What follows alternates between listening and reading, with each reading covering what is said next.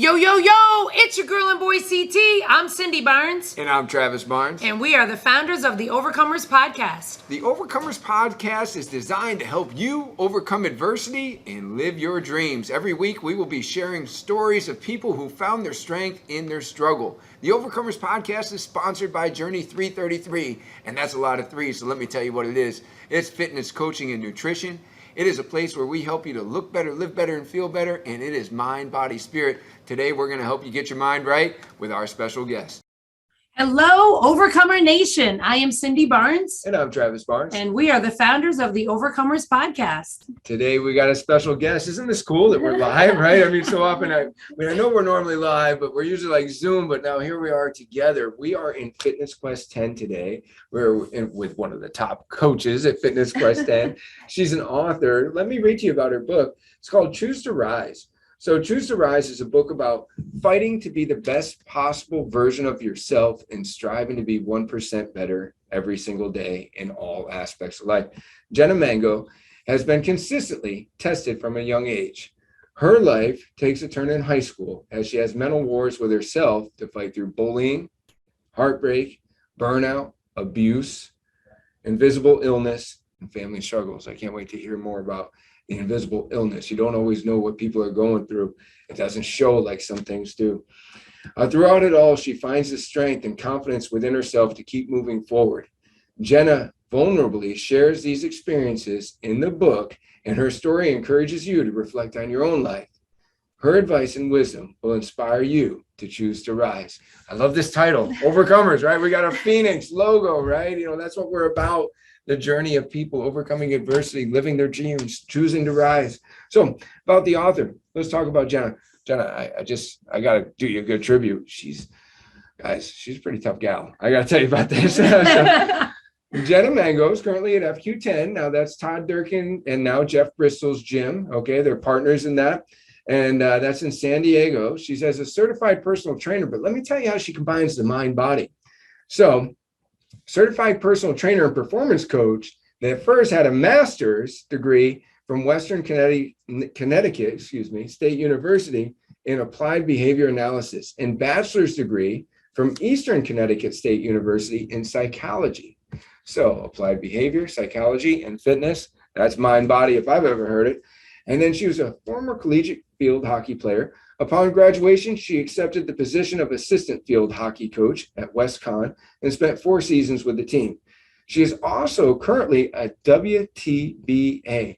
Now you're wondering what that is. That's why I said she's one tough gal. All right, so that's World Thai Boxing Association. She's coached NLP, Neurolinguistic Programming, Master Practitioner, while continuing to train in Hawaiian Kemp, Muay Thai, Brazilian Jiu-Jitsu, Kickboxing, and Boxing. Okay? So I'm going to try not to say anything wrong. You may notice I was a little nervous in the introduction. I just didn't want to give me a little smackdown, right? But yeah, so Jenna, welcome to the show. Yay. Thank you so much for having me. Yeah, this is super excited. I'm super excited. This is great. You know, it's just so fun the way that things happen coming out here and then being able to interview you. This book, Choose to Rise, I think it really gives us the perfect way to tell your story. Can you take us back to some of these adversities? We always like to ask people, how did adversity shape your life? Well, I think Choose to Rise, the stories that you share, is probably just that. So if you could kind of take us back to the things you decided to write about. Yeah, absolutely. So, it goes back to high school. Mm-hmm. And that's where, I felt very burnt out from soccer. I was a soccer and a softball player. Burnt out in soccer, and I knew that I wanted to play another sport. I didn't know what it was, and then I was led into field hockey. Mm-hmm. So started playing field hockey, instantly fell in love with it. And then my junior year, there was a rumor that was started about me. And the rumor was so bad that I couldn't go to school without headphones in. Uh-huh. Because there would be men moaning at me and touching themselves inappropriately because of this rumor that people thought was true. Oh, no. It wasn't, but it didn't matter if I said this isn't true because it's high school. Right. And we all know how high school can be.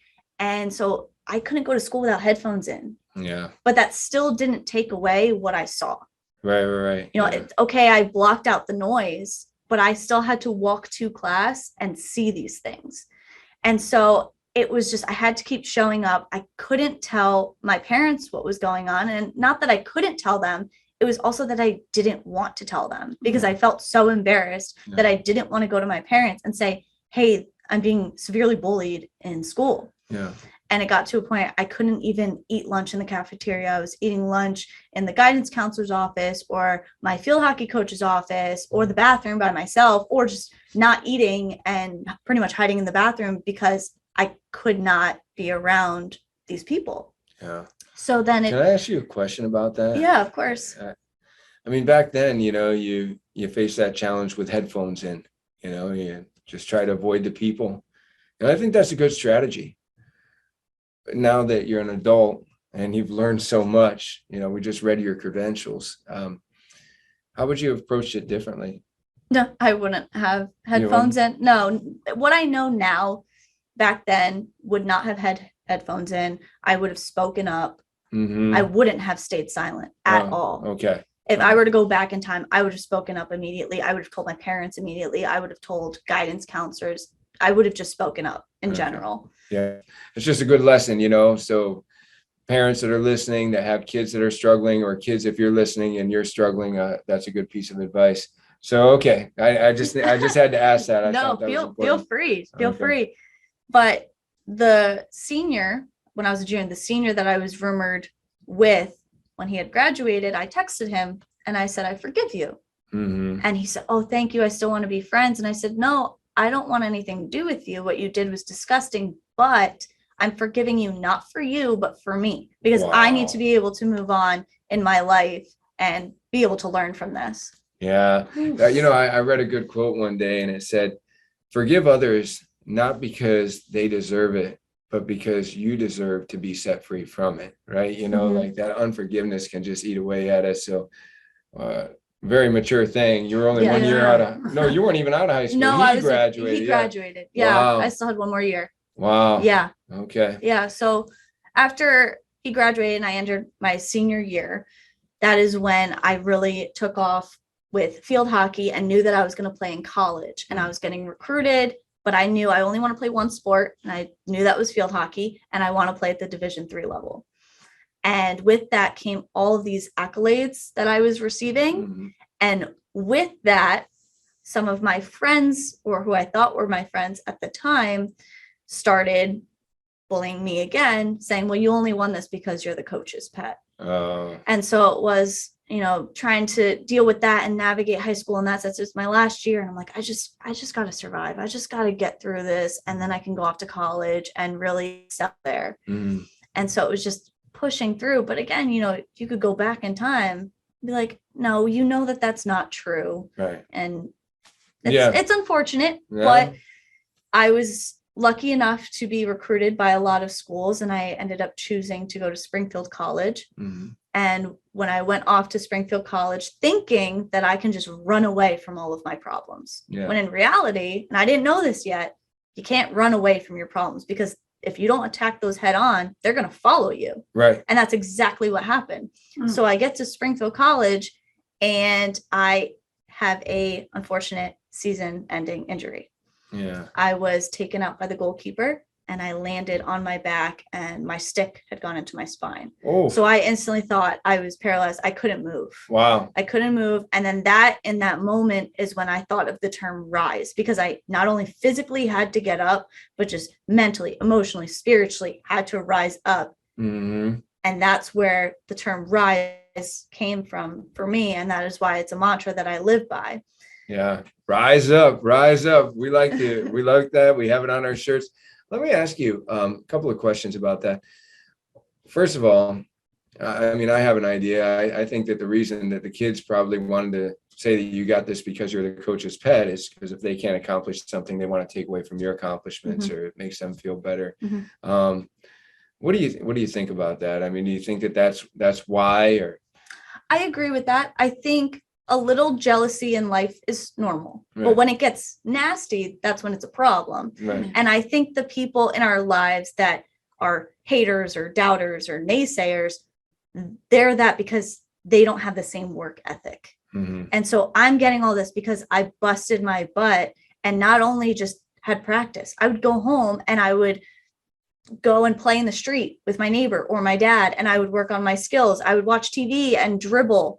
And so I'm doing these things outside of what I'm supposed to be doing in order to be successful. And those other people weren't. Yeah. And it showed by the things that they were saying. So I absolutely agree with what you said. And you said something else that was very profound. You went on to school, Mhm. and because you hadn't yet handled that you were still susceptible to it. It's almost like you hadn't built up a defense against it. So because you don't build up a defense against something, it can attack you again. And so how do you advise, what kind of advice do you give to people that are going through similar things that, hey, you think you're going to go on to college and get rid of this, but if you don't learn to handle yourself differently, then you're still in trouble, right? Yeah, I think that people need to really do a deep dive into themselves and what they want out of their life, especially at a young age and throughout our lives. I think that if you don't put the work into yourself, that's when all these things are gonna almost like a domino effect and tumble out of control. And I think that unfortunately that wasn't something that I did until later on. While I was at Springfield, I started journaling. And then that's where I really made a lot of progression in my life, was journaling and visually seeing what I'm putting on a piece of paper. Mm-hmm. And then from there be like, oh, I really didn't heal from this like I thought that I did. Do you think that journaling is the beginning of healing? I do, because I think even just taking that step to journaling, Mm-hmm. no one's forcing you to write these things down. You're writing them down. Right. And then what you're seeing, you wrote it down. Nobody wrote that down for you. So I think actually seeing that and acknowledging it, that is the first step to healing. I think you learn so much through journaling. Yeah. And I mean, we have to process to heal. And sometimes processing means talking to a professional. Sometimes processing means, let me just write this down, let me just yell, let me, talk it out, you can talk to yourself, whatever it might be. But that is the beginning of processing, to kind of gather your thoughts about how you're feeling. Yeah. Really good. So, when we talked about, obviously we're talking about the bullying, and it is heartbreaking, but there's some other things you were talking about in your description here for the book. And it talks about burnout, abuse, invisible illness, family struggles. Take us there if you would. Yeah. So when I suffered that season-ending injury, what happened was it progressively got worse over the years and was never diagnosed. They just thought, season-ending injury, you hurt your back. Mm-hmm. That's it. Well, after my season-ending injury, I ended up quitting the team at Springfield. Mm-hmm. And because I quit the team, I didn't have my outlet anymore. I didn't have field hockey anymore.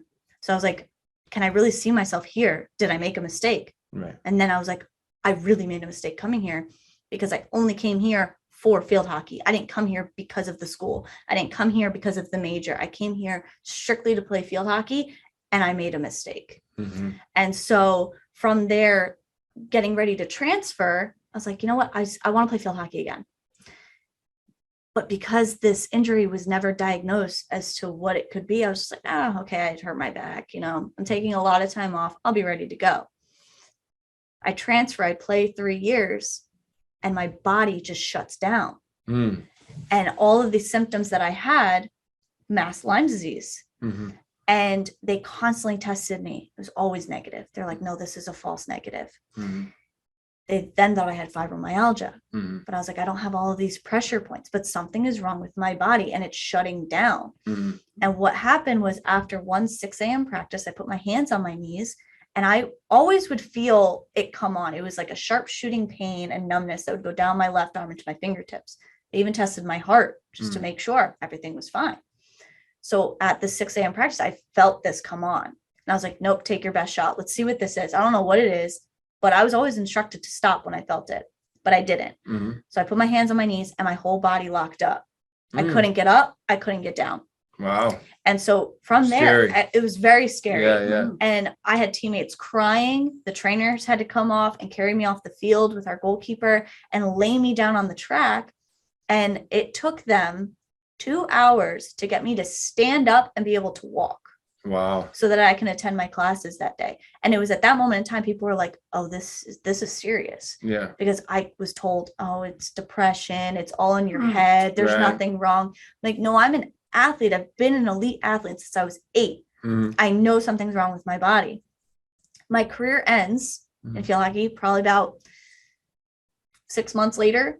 I went to a chiropractor with my mom, and he was adjusting me. He was poking around. He goes, has everything been all right? I was like, no, actually. And I told him Right. the things that were going on with my Actually, body. not too good. Yeah. And he goes, Jenna, that's not anything that they said.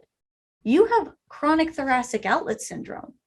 I go, what is that? Right. So he starts listing off symptoms, and I'm like, oh, check. I had all of these symptoms. And he was like, I'm sorry, but you are so lucky that you don't have another season, or I would have to just redshirt you. You can't play. Right. And so because it was never treated and diagnosed, it went undiagnosed for so many years that I progressively made this so much worse that originally he said, you can't run, you can't participate in any strenuous physical activity, you can't lift. And I was like, okay, watch me. Right. And he was like, no, Jenna, you need to take this seriously. I was like, I hear you, but my body's not made of glass. Like, I can do these things. Right. Okay, I understand I got to take it easy right now and build myself back up, but I'm going to do it. Right. And so thoracic outlet syndrome is something that I'm still living with, even though they told me you can't do these things or you will have to get surgery because you only have a few major flare-ups left, and then we'll have to take out your first rib. Yeah. I was like, nope, my ribs are Take staying out your in. first rib. Take out my first rib. Wow. Yep. So I'm still living with it. All my ribs are still perfectly intact because I pushed through and I understand my limits, and I learned to discipline myself. And, I'm not a superhero. I don't need to push myself to these extremes. And so it's something that I had to learn. But, when it comes to an invisible illness, it's still something that I'm living with. It's still something that affects me to this day. Yeah. And it's something that I have to conquer and choose to rise from. Yeah. So it was definitely a major setback in my life, and still is. But Thoracic outlet syndrome. How common is that? I mean, it's very rare. Yeah, I was gonna say it's Yeah, first I've time very- never heard of it. Yeah, it's very rare. So some people that have thoracic outlet syndrome are born with it. So they're born with an extra rib. Other people get it from a traumatic injury, and that was Springfield. If you had it to do over again, because it took you years to get this diagnosed, would you say that you should go to multiple different, because you found out from a chiropractor, so should it have been, if one person doesn't know the answer, go to a different type of professional? Or, is that what you might have done different? Or Yeah, the thing is, throughout the years, because I had other things going on, like I tore my meniscus, I just thought it was back pain originally. Yeah. Sure. When I transferred, I just thought it was back pain. I was like, oh, well, I'm a field hockey player. It's just back pain. Right. But then when it took a turn before my preseason of my senior year, and I'm going to all these doctors, you're trusting the doctors. Right. Doctors know best. Right. But the thing is, I'm glad that I continued to advocate for myself and not just sit back like, you're right, I'm depressed. Yeah. Or, it is in my Right. head. I am glad that I continued to advocate for myself. I wish at that moment in time, I would have done exactly what you said, advocated just a little bit more Sure. and saying like, okay, this doctor says this doctor says the same thing as this doctor. Maybe I should go see someone else. But I don't think in that moment in time, it's something that we think of like, okay, let me No. go to a chiropractor or let me Right. like Yeah. see a physical therapist. But those people are very intelligent. And I think we don't give them enough credit Yeah. for what they do, because a chiropractor is the one that diagnosed me. Yep. And if Right. I didn't go, I would not have known that. And I would just still be living in question. Yeah. And, Overcomer Nation, the reason I asked Jenna this question isn't because she could have done anything different at that time. But if you're suffering right now, and maybe it's a surgeon that doesn't have the answer, or maybe it's a physical therapist that doesn't have the answer, or maybe it's a chiropractor that doesn't have the answer, or maybe it's your general practitioner, go to somebody else that just looks at it from a different perspective. Because when you get multiple sets of eyes on something, you can start to find an answer. So who haven't you visited yet about your issue? I think that's an important thing. So you get diagnosed and you would have been redshirted, but you're no longer playing. There's a lot of things that are still on here, as far as invisible illness and Mhm. abuse and, Mhm. well, what you got abused too, a little bit when it comes to the way that you were treated in school. Mhm. That was a terrible, traumatic thing. But share with us a bit more, if you would, about, some of these things that you've overcome Yeah, on our absolutely. Overcomers podcast. Yeah. Absolutely. So I was also in a very unhealthy, toxic relationship. Mhm. We started dating the summer before going into college. We did the long distance. We dated for about 4.5 years. Mhm. And unfortunately, we were both still like growing as people and it didn't work out. But the thing was, we didn't let go of each other. Mhm. And I gave him the power to control me and Mhm. control everything that I do and what I think. And it destroyed me as a Mhm. person. I looked at myself in the mirror one day and I didn't recognize who I was. And I never thought that I would be the girl that would have a guy have that much influence on my life. But it got to a point where I wasn't eating. Mhm. I started to lie about where I was. I would tell him I'm going to the gym, but in reality, I'm going into my bed to take a nap so I don't have to talk to him for 2 hours. Mhm. And I never thought that I would do something like that. I had a very poor relationship, not only with food, but with my friends and my family. And I was losing friends Mhm. and I was getting very snippy and mad at my family, which is not like me. I'm very family oriented. Mhm. And so this person had all of this power because I gave it to them. Yeah. Yeah, that's really good. Especially when we're younger, relationships can be so unhealthy, right? Mhm. A lot of codependence, a lot of control, things such as that. We learn from that, though. We Mhm. learn to find our own voice. If you could go back and, revisit that relationship, how would you have handled it differently? If I were to go back, as the person I am now, I don't think Yeah. would have given this person the time of day. Isn't that true, right? Right. The healthier we are, like, we attract who we are, right? Right. Quite often the people that we choose has a lot to do with how we feel about Mhm. ourselves. So first thing you'd probably do is fix yourself. Yes. Right? Yeah. But I also think going back to everything with high school, not healing from that, Right. then jumping into this relationship, Yeah. not healed, Mhm. that also played a role in it because, you are the sum of who you surround yourself with. Yeah. And, because I was so, in lack of a better word, damaged from that, Mhm. then I attracted what I did. Yeah. Yeah. Wow. That sounds like a really difficult relationship that went on for 4.5 years. 4.5 years of your life. Mhm. Wow. I think about, I watch young people have these relationships all the time, and they go from first they meet, and next thing you know, they're just so consumed with each other, and then of course you're fighting all the time because you're suffocating one another. I mean, Mhm. it's just. Well, I think, things were so different years ago, with the cell phones now and, just the internet and pictures that are posted. And it's just in the constant contact that somebody can have with you. I know, when I was young, like if I was going to a friend's house and I may have had a boyfriend, like they can't call me at my Right. friend's house, Mhm. because so I think now it's kids struggle with being controlled. If there is someone that's a little bit overpowering, they know every single second what you're doing, where you are, and it's constant contact like that.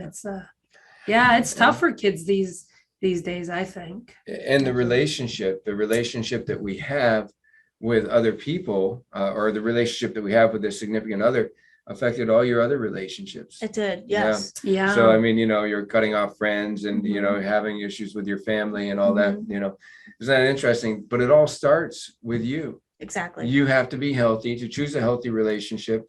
But if you are unhealthy and caught up in your main nucleus relationship is unhealthy, then the relationships you have with all the other people are unhealthy. Correct. That's a big boy. Tune in, Overcomer Nation. Is there somebody in your life that's having an unhealthy relationship? It really starts with them becoming healthy. So then that way they can have healthy relationships. And therefore, even the little splinter relationships, the ones that they don't see so often, those will become healthier too. That's really, Mhm. that's a big revelation. So was that what you meant by family struggles in your? No, not exactly. No. So my brother and I are very close. Mm. And when he graduated high school, he went into the Navy. And while he was in the Navy, he was stationed in Virginia. And I knew that he was struggling in his life, but at the time, it was just the typical high school struggling. He was also bullied, and he also didn't feel like he fit in with our small town. And, you know, everybody knows everybody and everybody talks, everybody knows your business. So when he finally got out, he found his niche, but he was still struggling. And it got to a point where it was so bad that I got concerned, and I told my parents. And because they started reaching out to him, he pulled away. And he wanted nothing to do with us, and he wanted to cut out his entire family. And unfortunately, there was a point in his life where he felt like he had nobody, and he intended to take his own life. Oof. And thankfully, I was able, because I did all this through the phone. I was the middleman when this happened. And it was weird because it was that morning I woke up, I was driving to work, and I was like, something's not right. Just the day feels off. Something's wrong. And so I felt the need to text my brother. And I said, hey, I know things have been rough. I'm going to take off work. We're going to have like a brother sister weekend. I'll drive down. We'll do whatever. And he's like, I'm at work. Do you mind if I text you later? Yeah, no problem. But I felt a little sense of comfort that he texted me back. Right. Then all of a sudden I just get a text, and all it says is I love you. And then I get a text from a phone number in Virginia that I don't have saved. So I start freaking out. And the person on the other end of the phone was one of his friends. She said she got this very concerning text, and I start calling my brother. I start texting him, and no answer. And so it's a matter of, I'm not even there, and I'm trying to save my brother's life through a cell phone. Yeah. So I'm calling my parents. Now they're freaking out. Nobody can get in contact with him. I can't even call his roommates because he was living off base at this time.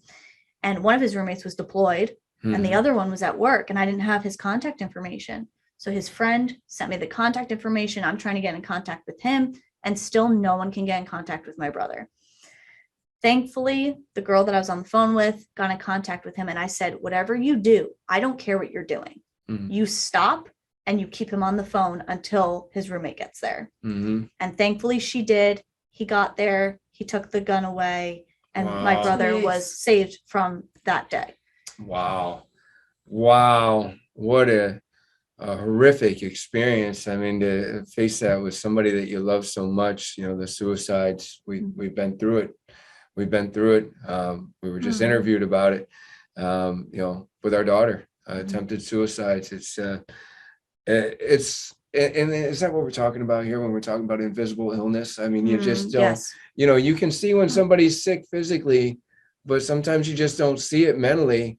And these are the things that can take their life too, you know? And it didn't stop there. Yeah. Because when he got out of the Navy and he was back home living in Connecticut, there was one day where he just asked us, you know, what is everybody doing today?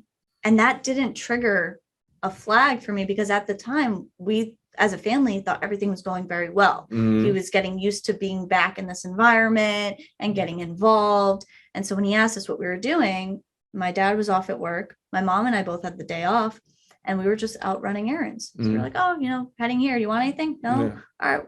See you in a little bit. And all of a sudden we get a phone call from my aunt saying that my brother posted a suicide letter on Facebook. Oh, no. And now no one can get in contact with him again. Oh boy. And so it was a matter of calling all of my neighbors. And thankfully, one of them was sitting outside with him. And my brother called the cops on himself. Wow. He called them on himself. He called the cops on himself. Amen. Yes. How is your brother doing today? Like what is he doing to, you know, get help or, you know, maintain? I mean, that's an illness. Depression is an illness. Yeah. It's an invisible enemy. It's one that's not as visible as a lot of other things that you can see that's going on with somebody. And is he approaching it from a better place today? He is. Yeah. He is. He's in school for something that he's very passionate about. Okay. He's finishing up his last semester as we speak. And he reached out and got help. Wow. Mm-hmm. See, it's all about finding some purpose beyond ourselves, right? You know, like if we can get in touch with that thing that we're meant to do, that thing that we're passionate about, we can start to look beyond ourselves, and that can help us to get beyond an illness called depression, and that can lead to suicide.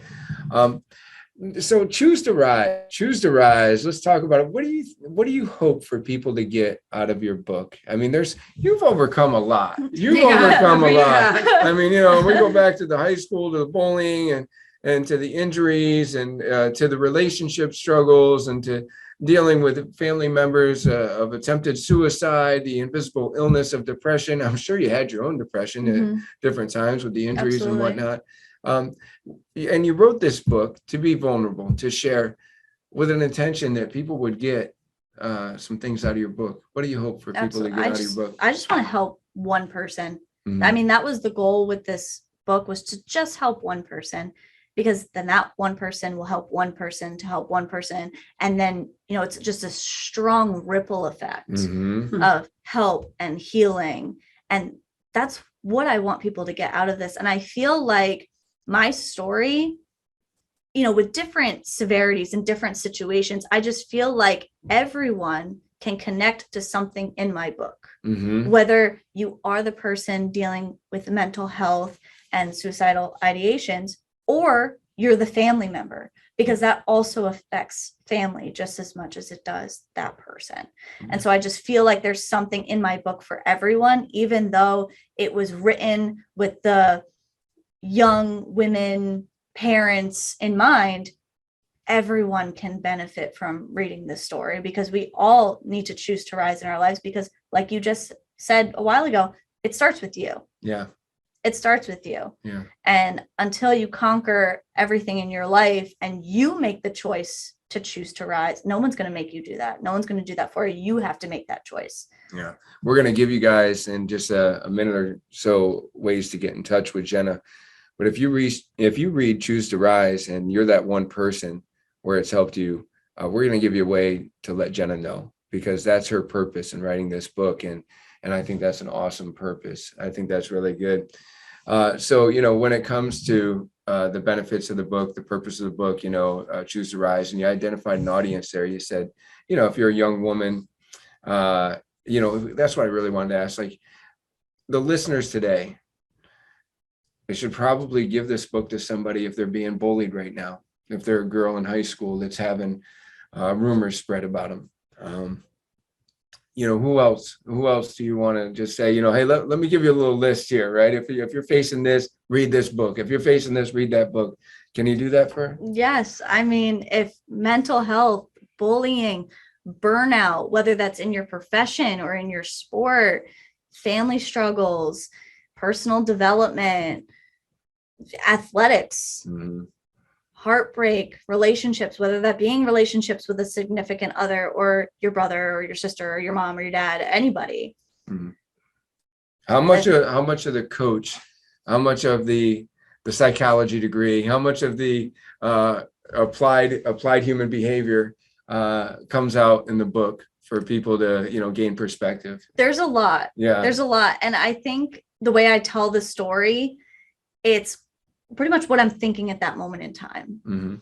And then it almost just like does a full circle and wraps around, and the advice that you gain with each chapter, because I don't wait just until the end. Right. I give it throughout the whole story. So there's a lot of behavioral things and advice and inspiration that comes with each chapter. So problem solution. Yes. Yeah. Yes. Yeah. Okay. Absolutely. Very cool. I definitely want my daughter to read this book. I want other people that we know to read this book. Yeah. This is awesome. Anything else that you'd like to share with our audience? Any, words of wisdom, inspiration, having to do with this book or otherwise? I think the biggest piece of advice that I would have is to just be vulnerable. Yeah. Be vulnerable, because that is a very key emotion that we're all afraid of. But vulnerability is a key to success, to growing, and to healing. So at the end of the day, be vulnerable and step out of your comfort zone. Yeah. Because the comfort zone kills. Yeah. And nothing great has ever come from being in your comfort zone. The comfort zone kills. I think that's good. Yes, Yeah. Absolutely. Yeah. I mean, you have to step out of your comfort zone. I mean, I wouldn't be at Fitness Quest 10 if I didn't step out of my comfort zone. Sure. I would still be home in Connecticut. But, there's other things in my life as well. Like writing this book, if I didn't step out of my comfort zone, this wouldn't be in everyone's hands, we wouldn't be sitting in this room together having this conversation at all. Yeah. So definitely step out of your comfort zone. It's scary, but it's worth it. Yeah. I liked it when you said the comfort. I liked everything you just said, but the comfort zone kills. What does the comfort zone kill? Think about that for a second. Staying in your comfort zone kills your dreams, because your dreams are outside of your comfort zone. You have to stretch. You have to be vulnerable, like Jenna is. You know, Jenna's vulnerable with our audience today, and thank you for that. You're vulnerable in your book and your stories that you share. I'm sure that there's a lot of feelings and emotions that you go through in that book, and that's just being vulnerable. You know, being beyond. Success begins at the end of your comfort zone. Another good quote, right? That's a great quote. Yeah. So if people want to follow you, if they want to reach out to you, well, most importantly, if they want to get the book too, right? You know, so let's talk about how they can get the book, and let's talk about how they can follow up with you and let you know that they were that one person, that this has changed their life, it's made them 1% better, and that they're going to choose to rise. Absolutely. So you can actually find the book on Amazon as an ebook or a paperback. Just make sure when you search Choose to Rise that the I in Rise is actually number 1 to get 1% better every day. Oh, Yes. very cool. Very cool. I like that. Okay. All right. Yeah. So make sure that you just change the spelling. The I is actually number 1 in Rise. Choose to Rise on Amazon as a paperback or an ebook. And if you would like to reach out or follow me, my Facebook is just Jenna Mango, and my Instagram is jmang13. That's JMANGGG13. And I absolutely love hearing from you, and I love hearing how the book has impacted you, or what you've learned, or what you recognize about yourself. And I just love hearing from you. I love hearing that you're passing the book along. So please feel free to reach out. I absolutely love it. And anything else on the horizon for you? Just a final note, like, do you plan to take this book and speak to young girls with it, or you know, what's your hope for the future? Absolutely. So there is going to be a second book in the future, but as of right now, I'm enjoying every single moment, especially with this book, doing more public speaking, going on more podcasts, just to get my story out there. And so that's where I'm at currently right now, is sharing my story a lot more. Yeah. So if you have someone that you want to book Jenna for public speaking, you know, and you've probably done virtual these days too. Yes. So you don't have to be in California to book Jenna, right? You know, you can book her, she can come to you, she can come to you virtually, but there's a lot of great topics that you just covered, from relationships to, you know, bullying and, you know, suicide, the invisible illness, all sorts of things. And read the book, figure out every chapter of problem solution, and then figure out how Jenna can help your community.